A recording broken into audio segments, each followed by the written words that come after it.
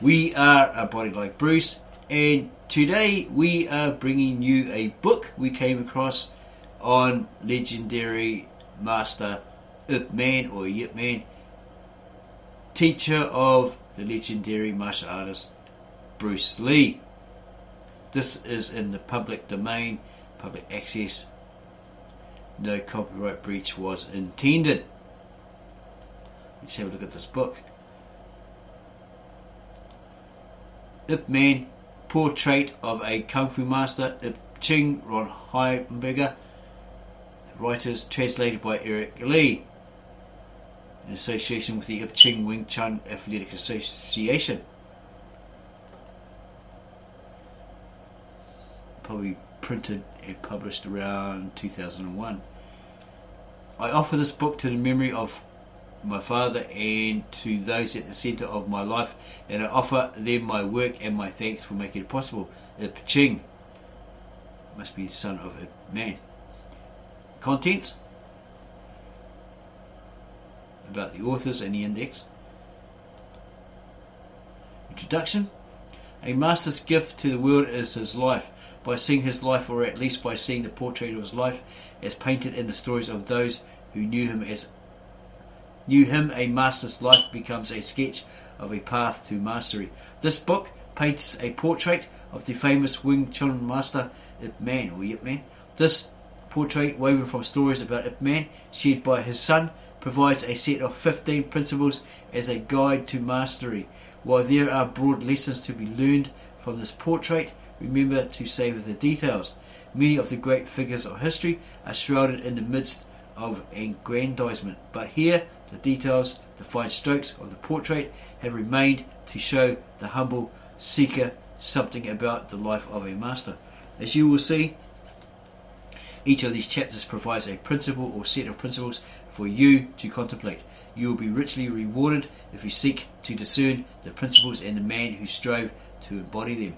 The 15 principles illustrated in this portrait have not been chosen because they constitute the exclusively necessary principles for mastery, nor have they been ordered to show a natural progression from one stage of mastery to the next. Instead, they have been chosen to provide you insight into the journey, some landmarks to orient yourself to, drawn from the life of one of the very few truly great masters. These principles should draw you into more thought and reflection rather than ending such processes. What has been sketched here, while truly a masterful portrait, is exactly such because it draws you nearer and leaves you desiring to know more. These stories and the principles drawn from them are commended to you for your benefit and learning and enjoyment. Let them guide you in your journey, but do not look for them to tell you every step. Here in this portrait are great treasures for the taking, but not simply for the asking. Yip Man, Grandmaster Yip Man. This photo hangs in the Wing Chun Athletic Association and specific schools around the world. Oh, Wing Chun. Turmoil. From heaven down to the mass of the people, all must consider the cultivation of the person being the root of everything. Unknown. Yip Man was the third of 4 children born to Yip Uitor and Ngi Shui. Not too sure how you say that. Both names. His older brother was Yip Kai Gak. His older sister was Yip Wan Mei.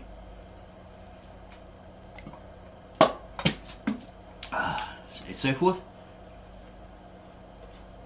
Yip Man was born into this wealthy and well-known family in a time of crises that shook the very foundation of China. Yip Man was only 2 years old when China's Qing government began to erode.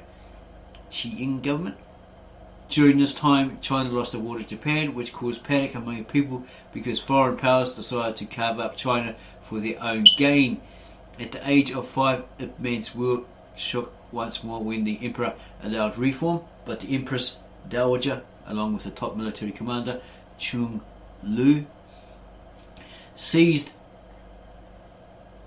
the emperor in a coup d'etat and began her third regency. At the young age of 6, Yip Man felt the unrest of the popular Boxer Rising, a movement led by members of a traditional type of secret society called Iho Xuan, crudely translated by Westerners as righteous and harmonious fists or boxers who practice Kung Fu.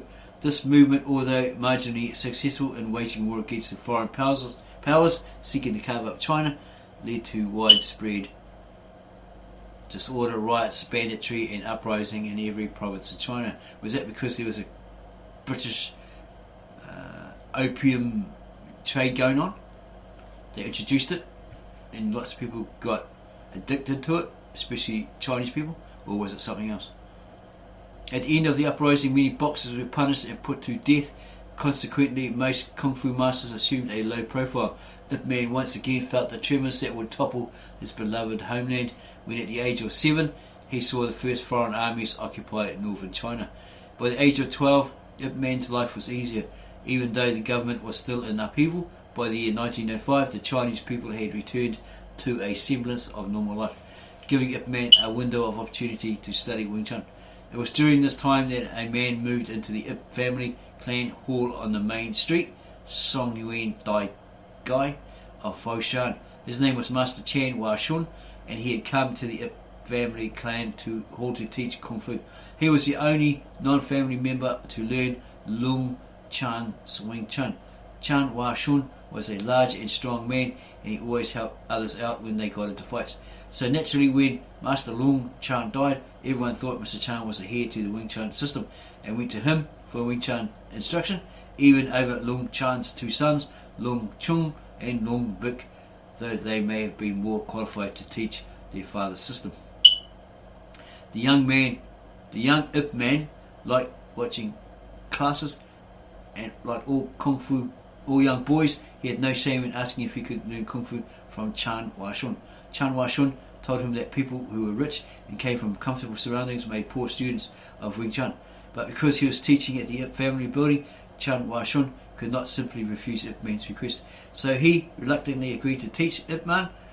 However, Chan Hua Shun required Yip Man to pay 500 Tai Yung, silver dollars, to become a student. This amount was enough money to buy several houses.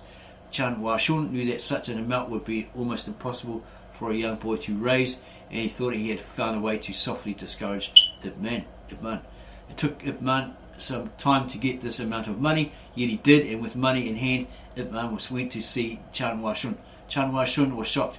He suspected that Yip Man had stolen the money. Chan Hua Shun immediately took Yip Man to see his father. Yip Man's father explained that he and Yip Man's mother, Ng Shui, had given the boy the money so he could study Kung Fu from Chan Hua Shun. From that time forward, Yip Man was an official student of Chan Hua Shun. Though Chan Hua Shun only taught a total of 16 people, Yip Man had the opportunity to learn directly from Chan Hua Shun for 3 years before Chan passed away. Thus began Yip Man's journey into Wing Chun. Though he would start from privilege, he would in the end dedicate everything to the pursuit of Wing Chun. It was a journey that would transcend political upheaval and loss of fortune. And in the end, Yip Man would show that it's not the student's surroundings or background that matter, but his heart and his soul.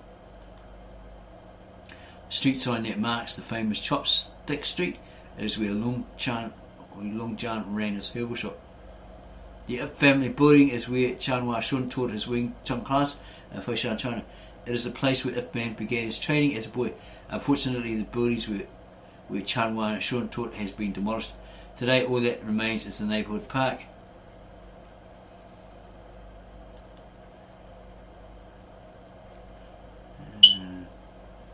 It's the street where he taught the classes. And who are these people? Students of Yip Man Foshan.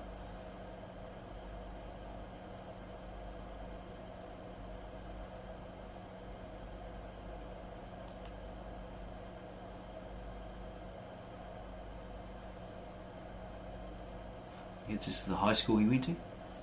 The refiner's fire. Some are born with the knowledge of their duties, some know them by study, and some acquire the knowledge after a painful feeling of their ignorance. Confucius. Some information on Yip Man. It says, with the help of his relative Lung Fut Ting or Ding, Yip Man moved to Hong Kong at the age of 15 in 1908 to attend high school at St. Stephen's College. During this time, the British who ruled Hong Kong were using Indian and Pakistani police officers in Hong Kong. The police were not very fond of the Chinese people and were often quite cruel, which is the British police. One day on the way to school, Yip Man and a classmate came across an Indian police officer who was beating a Chinese lady. Yip Man had seen all types of injustice, but this time he had to do something about it. Both kids told the officer that if this lady was a thief, or if she had done something wrong, the policeman had every right to take her to custody. But even if she was a thief, he had no right to beat her. In actuality, she had done nothing wrong. The police officer was just being cruel.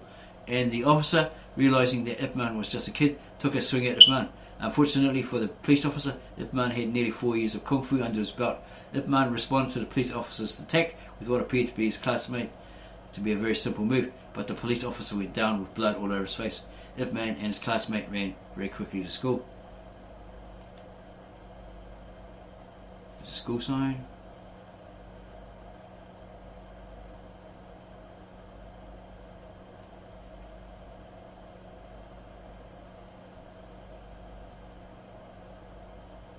More information. Yip Man's classmate told an older man who lived in the same building about what had happened that day. The old gentleman, who was also from Foshan, asked the young man to show him what Yip Man had done. When he saw what the young man showed him, the old man asked Yip Man's classmate to ask Yip Man to come and see him. The next day, both Yip Man and his friend went to see the older gentleman. The older gentleman asked Yip Man what type of Kung Fu he had studied in Foshan. Yip Man replied that it was the best type of Kung Fu in the world, and that if he told him, the old man wouldn't understand.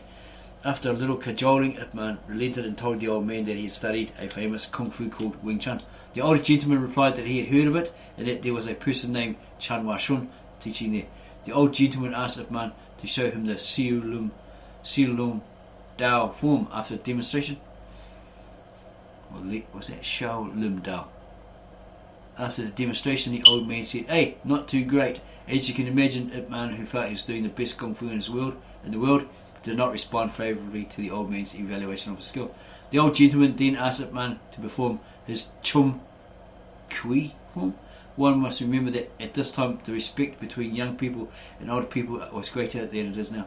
Yip Man, though obviously unhappy with the old gentleman's request, complied anyway, out of respect for the old man. During his demonstration, the old man kept shaking his head and saying, "Not very good." This made Yip Man very, very unhappy. At this point, the old man asked Yip Man to demonstrate the Bui Gi form. Is it like Bill G or something like that? Bui Gi? Not wanting the old man to know he didn't know that Bui Gi form, Yip Man said, "I really don't feel like showing you the form." Then the old man asked if Yip Man would Chi Sao, Wing Chun's way of fighting, with him. Yip Man happily complied, thinking that he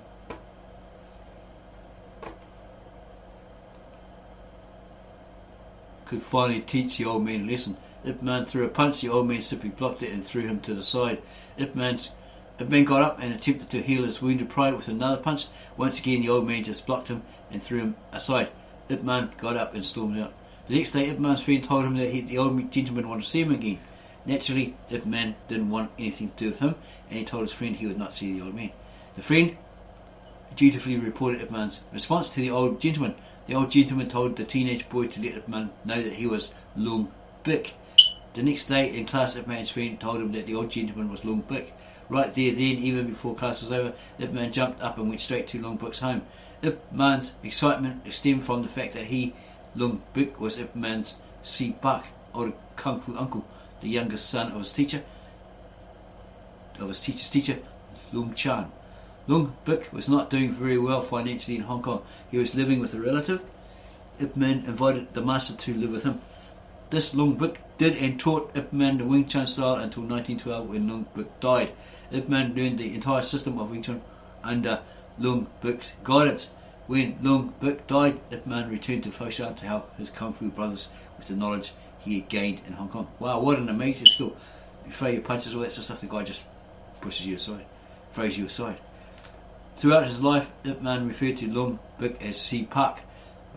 Even though both of his Kung Fu teachers had the same Kung Fu, they both had different teaching styles. Chan Wa Shun was a relatively uneducated man whose metaphors and understanding were more grounded in the earth, in the common man's language. Okay, that's the writer, Yip Ching maybe, and this is father there.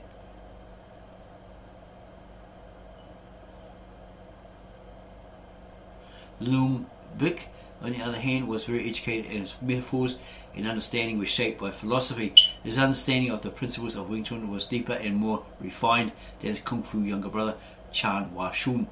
Though Yip Man learned from both Chan Hua Shun and Lung Bik, and though claiming Lung Bik's lineage would have been more impressive, Yip Man never called Lung Bik his sifu. Yip Man understood the respect that a student should have for his teacher. Yip Man was not opportunistic. He was not interested in climbing the political ladder by taking advantage of the gift that Lung Bik had given him. For Yip Man, it was the search for Wing Chun that mattered, not his status in another's eyes. There he is there. There's a young man, or younger man. He's relaxed in his home in Hong Kong. He's an older man. The challenge. When the mind is not present, we look and do not see, we hear and do not understand, we eat and we do not know the taste of what we eat. Unknown. Yip Man, around 1960. Around 1918, a master from northern China, a praying mantis instructor, came and visited the Qingmo Wei of Foshan, with the Martial Arts Sports Association of Foshan. At the Qingmo Wei, a person could learn Chinese martial arts from a variety of instructors. After watching for a while, the praying mantis master declared that there was no one capable of teaching Chinese martial arts in Foshan because no one knew the proper techniques of Kung Fu. He then threw down a challenge. He would fight any master from Foshan. Upon hearing the challenge, the town became confused as to who should represent them. Some wanted the best masters, however they were too old. Some wanted the younger students, however they were not experienced. They finally asked a well-known herbal doctor named Li Kong Hoi if he knew someone. This was one of Yip Man's friends, and so Mr. Li asked Yip Man if he could represent the town in the fight. Yip Man's answer was that if he was not learning Kung Fu to fight, and to help others out, then why even bother? So he accepted. They set the date and place of the fight. It was to take place at the theatre where an organiser would sell tickets and serve hot tea. Tables were set up, etc., etc., for the fight was just one day away. It was at this time that the challenger found out where Yip Man visited every night. The challenger showed up and saw Yip Man and claimed that he could throw Yip Man down with one hand. Then, with his speciality, the Phoenix Fist, he punched the wall, which in that day was made of rock and mortar. His punch left a hole in the wall. Everyone thought that this man had much power. Yip Man just smiled at the challenger as the challenger left the room. The next day was fight day. Everyone crowded into the outdoor theatre. Nearly 2,000 people wanted to see the fight. The audience took their seats with little tables set up between each set of chairs for tea. The referee was to toss a coin to see where the two fighters should start. Yip Man, being the challenged, had the call and won the toss. He chose to stand with his back to the audience, and no one could figure this out since he was a Foshan man and most of the audience was made up of Foshan people. However, the fight began. The challenger attacked with a Phoenix Fist as expected. Yip Man countered with a biu and lop or thrust, grab and pulling technique. This caused the challenger to fly off the stage and land on one of the tea tables and breaking 3 ribs. The fight was over, but most people came to see a fight. The promoter knew that this could create quite a problem and asked Yip Man if he could do something, maybe a demonstration for about 30 minutes, of how he defeated the praying mantis master. Yip Man agreed and demonstrated the hand forms. This gave the organiser time to organise another demonstration, or other demonstrations, and line dances. The whole evening turned out to be a giant party, and Yip Man became famous all over Foshan. So whatever he learnt from that master that gave him and threw him across the room, whatever, threw him aside, he perfected and did this to this boasting, ego-filled praying mantis guy.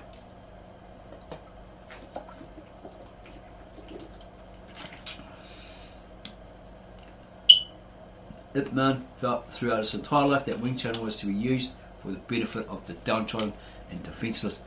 He never treated Wing Chun as a means for self-aggrandizement or as a means for getting rich quickly. When called to stand for the honour of a city he gladly accepted, for Yip Man, the essence of Wing Chun was honour and courage, and even when others all around him were impressed by the outward display of this master, Yip Man saw through to the heart of the matter, using wisdom against strength and courage against bluster. Okay, he lived for many years a comfortable life in Foshan after returning from Hong Kong, and did not have to work because of his wealth. But when the Japanese invaded, this all ended. Life became harder because Yip Man lost his fortune. The government was literally digging up lawns to find family fortunes buried there. Yip Man needed a job. Because of his fame in Foshan, he was offered the job of police chief for the government in the town. It was just 1 year earlier that the Qing dynasty had officially ended and the Kuomintang ruled China. Yip Man stayed in this position until the Communist Party took control of China, and in 1949 he moved back to Hong Kong to avoid the communist rule in the mainland. Yip Man's sense of civic virtue had returned to stand him in good stead. Yip Man defended the honour of a city and so forth.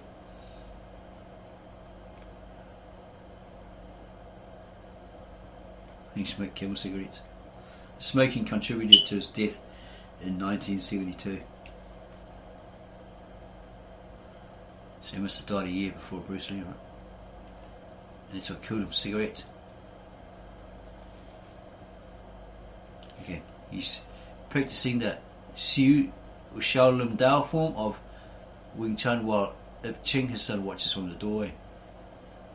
Perfect virtue. When the love of superiority, boasting, resentment and covetousness are repressed, this may be deemed perfect virtue. Confucius. Need some more information? Grandmaster Yip Man always maintained that there are many people who boast about being a special student of a martial art genius, hermit or master of some sort. They brag about being the only person who have ever been personally taught the secrets or extraordinary skills of their particular art. Yip Man knew all too well that this type of detestable person likes using this sort of ploy to cheat his students and place himself on a larger than life pedestal. Yip Man also knew that those who engaged in such boasting had no confidence in what they actually learned and were extremely shallow in the rules of martial arts. Moreover, a person of this caliber only wished to scare people by spinning this suspicious type of story. Such a person is doomed to fail from the very start. Grandmaster Yip Man did more than express the sentiment, he lived it. Shortly after the end of the Japanese occupation, the city of Foshan found itself in dire need of a police force. Several men of ability and character were hired to serve as the police force in Foshan. Not the least of those hired was Grandmaster Yip Man. Because of his fame, he was the logical choice in many people's eyes or minds for the position of chief of police. His skill, coupled with the fact that the communist government was taking everything he owned, led Yip Man to accept the post as police chief. Thus began his first and only job as a hired employee. And police were asked to help solve a kidnapping. Yip Man, while walking through the park, spotted a man matching the general description of the suspect. The man was not more than a few strides ahead of Yip Man. Yip Man decided that he would call out the name of the suspect. If the man reacted, Yip Man would know that he had the right man and could bring him in. Yip Man called out the suspect's name. The man turned and looked at him. Yip Man quickly closed the distance and attempted to apprehend the suspect. Pulling out a small revolver, the man turned and thrust the gun at Yip Man. Yip Man quickly grabbed the cylinder of the revolver so that it could not rotate. Since his life depended on the cylinder not rotating, Yip Man exerted as much force as he could muster on the cylinder trapped in his grip. The pressure on the shotty gun proved too much and the cylinder popped out of the revolver. Having fortuitously rendered the gun useless, Yip Man restrained and arrested the understandably startled suspect. This account is worth pondering. Yip Man could have made the story into a much larger legend. He could have exaggerated the facts and embellished the story to raise it to a feat of legendary master skill. He did nothing of the sort. There was no boasting and no embellishment. Although others have embellished the story, he always told the simple truth, letting the story speak for itself. So he's quite an honest man, right?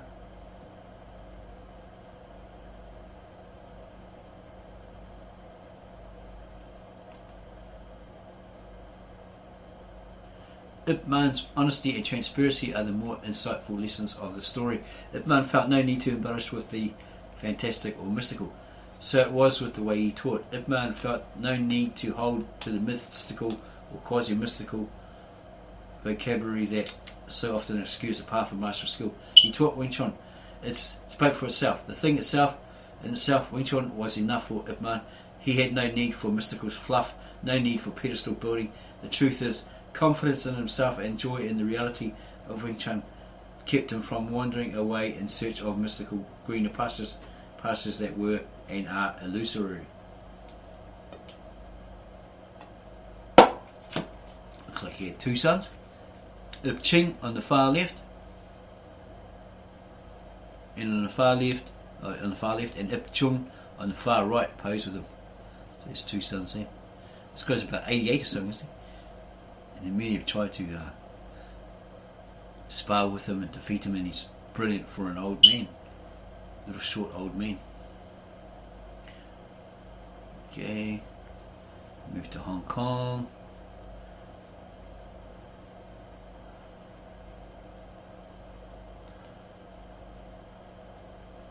It's like this book is repeating itself. Okay, that is a very wealthy man. Come across that a couple of times. Grandmaster Yip Man and his student Wong Wing practicing Chi Sao. Yip Man always enjoyed Wing Chun and the workout it afforded him. He was able to practice the art right up until his death in 1972.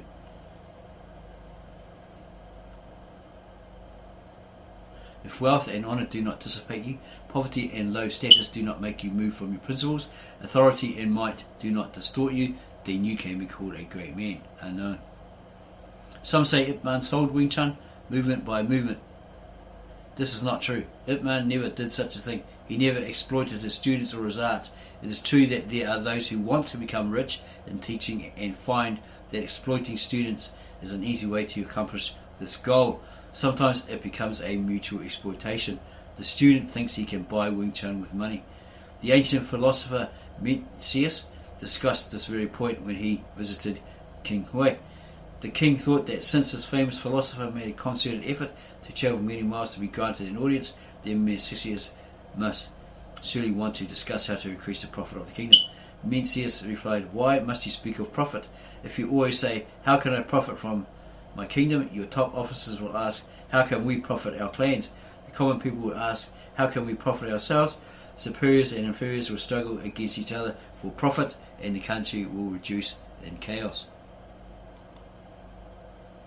By never taking advantage of his students, Yip Man preserved this ancient wisdom. When he passed away, he passed with nothing except the art that he loved so much. Grandmaster Yip Man's tuition in the early 1960s in Hong Kong money was 15 Hong Kong dollars per month for his evening classes and 10 Hong Kong dollars for his afternoon classes. This was in a time when the average wage was around 200 to 250 Hong Kong dollars per month. If one were lucky enough to be in the bus drivers union or an employee of the Kowloon Motor Bus Company, Yip Man offered a discount. Yip Man and some of his students. There he is there. What's in a name? Back in the 50s, the Hong Kong government instituted the use of ID cards. These cards helped the residents of Hong Kong cross the border of Hong Kong in mainland China with no problems. Yip Man never truly owned any type of European or Western wear. He borrowed these clothes from a student and had the photo taken. The Romanized spelling he used for these official credentials was Yip Man, the same official spelling used today. Goes on about the Chinese language.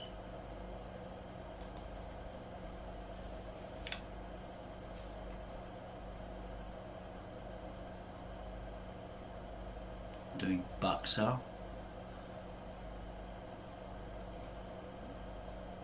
Shao Lim Dao, or little idea form. Yeah, I did Wing Chun for a while there. This is looks like the traditional. When it came up against modified, they said no, not like that, and they showed us a different thing. You're doing it all wrong with that sort of stuff. But I was learning the traditional style under a student of Grandmaster William Chung. It's all political. One doesn't like the other and all this sort of stuff. Like most martial arts, they're all political. have their gripes and their snipes and everything. Oh, this one, that one, all this sort of stuff. Wing Chun Kung before he passed away. Let's see this old guy here. Oh, this guy here. And looks like the author. Far right. Wing Chun Kung in the middle. Yeah, there he is here. Before he passed. And he's a famous novel writer. Hui Hoi Yu. Probably well known to many Chinese.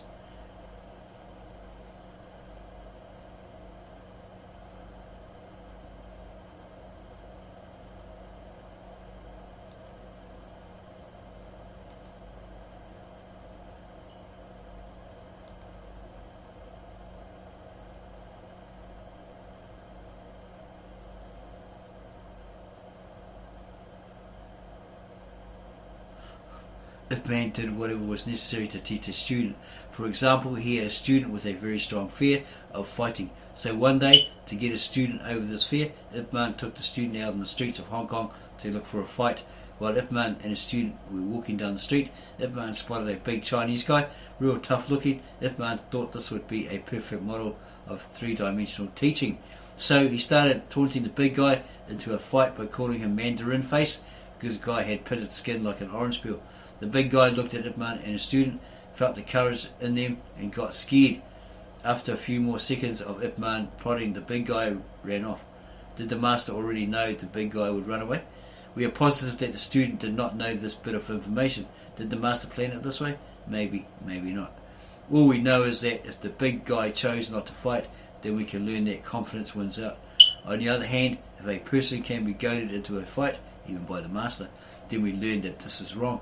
Through this example, Yip Man provided a student and us with a three-dimensional model of learning that shapes our thinking about our fears, our growth, and our relationship with the world. If you have a fear, a phobia, whatever, you got to put yourself into that situation to be victorious over it, or else you'll be scared.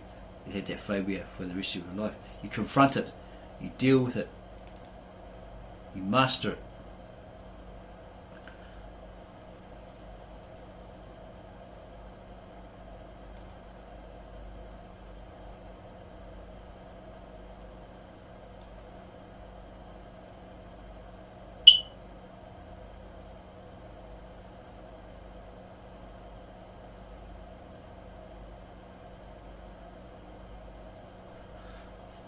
These were the women of the Restaurant Workers Union in Kowloon, Tai Nam Street.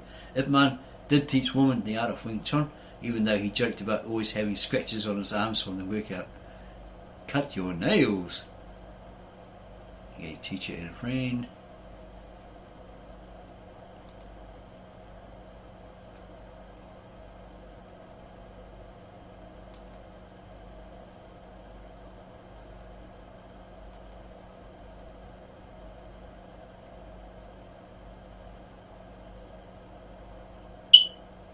The art of non-competition.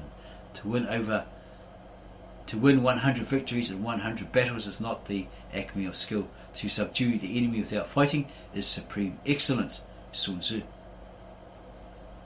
Okay, you must have read a lot about him and applied his teachings.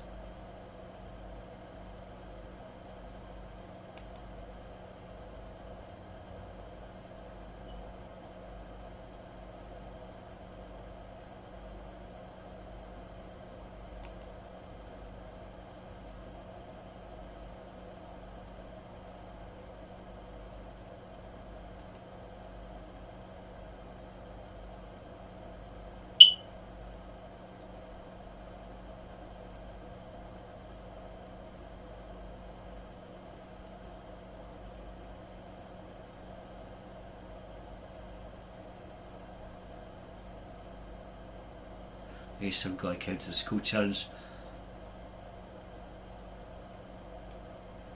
someone for a fight. There's this guy Yip Po Ching who defeated him and convinced him that Wing Chun was the martial art he had been searching for.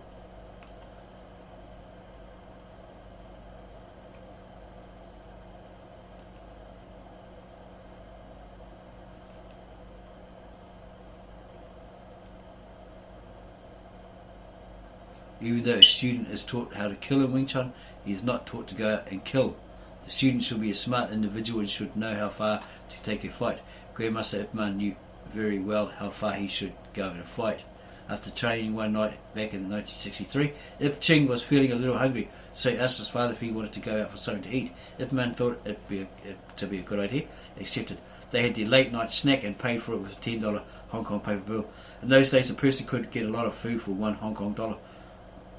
But when the cashier gave Yip Man his change, he gave it to him all in coins. Instead of putting the coins in his pocket, Yip Man played with them in his hand. He continued to play with the coins as he and Yip Ching left the building. On the way home, 4 people surrounded Yip Man and his son. They acted tough, saying, "Oh man, we have not eaten yet. How about letting us have those coins?"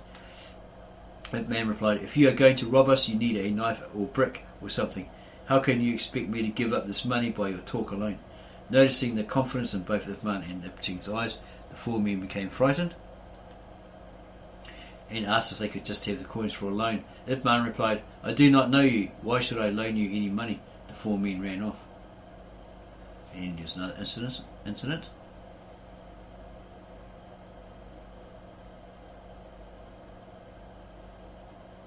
Somebody pickpocketed him.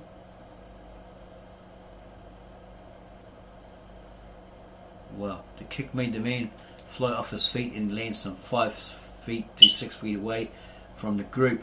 Everyone was astonished. Yip Man calmly asked Yip Ching to go and retrieve his fountain pen for him. From this point on, everyone knew the power Yip Man had in his kick. I guess this guy saw a fountain pen hanging out, so he tried to pinch it, pickpocket him, and he got his just desserts.